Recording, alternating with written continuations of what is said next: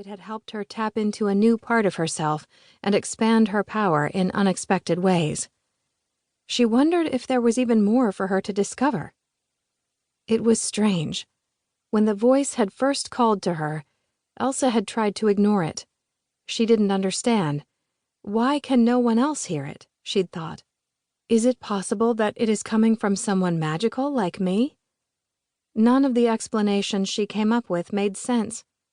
So Elsa tried to convince herself that she imagined hearing it, or that the voice was just inside her head. But it had continued calling to her at unexpected moments, begging her to find it. Earlier that night, the voice had awakened Elsa from her sleep. It had taken her a moment to clear the dreams from her head, but once she had, she sat straight up. Anna was sleeping soundly next to her, so Elsa had been careful as she sneaked out of the room. The voice continued. She followed it down the deserted hallways of the castle and out a back door. It seemed to only grow louder and clearer as her feet touched the ground beyond the village. Unable to stay silent any longer, Elsa used her powerful voice and answered. She sang a single, pure note, and something inside her shifted. She felt a connection to the voice that she had never felt before. Tentatively, Elsa reached out with her magic. Incredible things sprang from her fingertips. She created an entire life-sized forest from snow. The deeper into the forest she wandered, the more amazed she became. With every move of her hand and every turn of her wrist, something new appeared. A swirling wind, a salamander, a water horse, and giant creatures throwing boulders. Elsa's feet quickened as she followed the creatures that had sprung from her magic.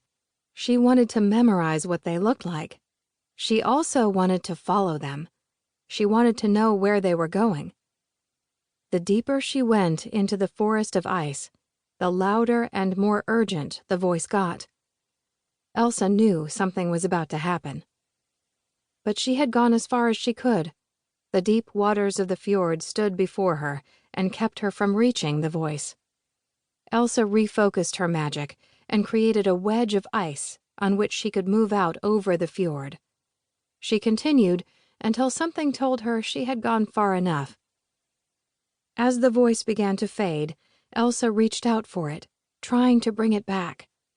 She stood looking up at the sky, her arms at her sides, and released all her energy into the air. This caused a shock wave to blast across the fjord and turn the air's moisture into ice crystals. The crystals spread out as far as she could see, hovering in place like frozen raindrops. She couldn't hold back a smile when she realized the crystals were the result of her magical power. Elsa noticed something special about the crystals. Each one was etched with a symbol she recognized. The symbols represented the spirits of nature: air, fire, water, and earth. Without warning, a flash of light exploded into the sky from the north. Elsa knew the brilliance was too widespread to have been lightning, and there had been no accompanying thunder. She wondered if the light was a response to her blast of power. As the light in the north faded, the ice crystals cascaded from the sky, falling in waves like dominoes. And as they dropped to the ground, Arendelle transformed. Water stopped flowing in the fountains, animal troughs dried up, and the kingdom went dark as the fire vanished from all the lanterns. The wind whipped angrily through windows and around corners, and the ground rippled like the sea.